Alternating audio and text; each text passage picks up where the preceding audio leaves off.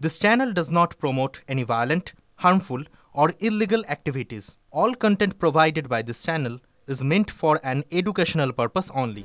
সময় একেবারেই ভালো যাচ্ছিল না শি জিনপিং এর কারণ গত কয়েক বছর ধরেই চীনের অর্থনীতি মার খাচ্ছে।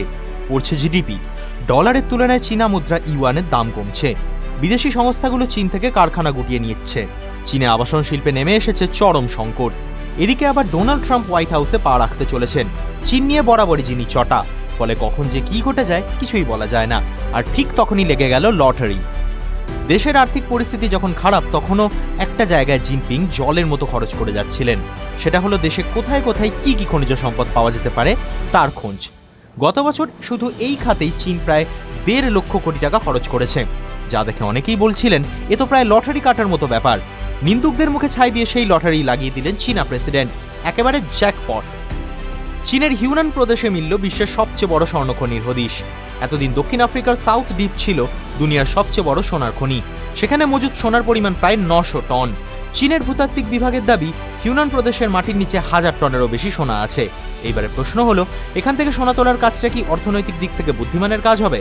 কারণ মাটির নিচে এমনই বহু খনিজ সম্পদের হদিশ মানুষ জানলেও সব জায়গায় কিন্তু খনি খোঁড়া হয় না। এর প্রধানত দুটো কারণ: 1, প্রযুক্তিগত সীমাবদ্ধতা; 2, খনিজ পদার্থের মূল্যের চেয়ে সেগুলো তুলে আনার খরচ বেশি হয়ে যাওয়া। চীন জানিয়েছে এক্ষেত্রে তাদের কোনো সমস্যাই নেই। প্রায় $8,500 কোটি মূল্যের সোনা রয়েছে মাটির মাত্র 2 কিলোমিটার নিচে। রয়েছে 40টা গোল্ড ভেন বা স্বর্ণশিরা। একসময় মাটির নিচে গলিত তরল সোনার স্রোত ছুটে চলত, পরে সেগুলোই জমাট বেঁধে স্বর্ণশিরায় পরিণত হয়েছে। ফলে এই সোনা তুলনায় অনেক খাঁটি আর তুলে আনাও সহজ।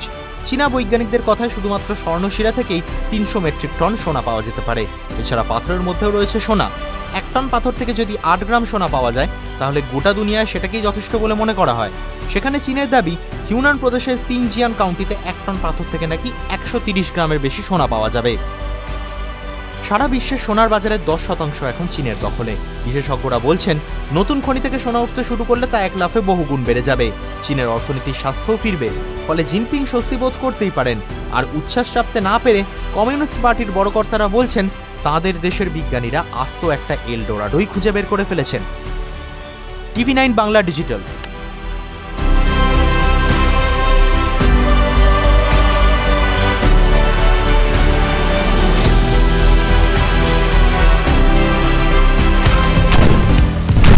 আপনার সমস্যা দিনে দুপুরে ডাকাতি করে পরেও অশান্তি হচ্ছে, আপনাদের কোনো অসুবিধা বাড়িতে থাকতে পারছি না, ঘটনা হোক বা দুর্ঘটনা, বিস্ফোরণ স্থলের একেবারে কাছে ব্যানারগুলো খুলে ফেলা হচ্ছে, রীতিমতো ধূলিসাৎ হয়ে গিয়েছে স্টুডিওয় না, সোজাসুজি হটস্পট থেকে আমি শর্মিষ্ঠা। দুটি নৃশংস হত্যাকাণ্ডের অভিযোগ উঠে আসছে, শুধু আপনার কথা। শর্মিষ্ঠা মানে খবরের হটস্পটে আপনাদের নিয়ে যাবে। হটস্পট সোম থেকে শনি সন্ধ্যে 7:30টায় TV9 বাংলায়।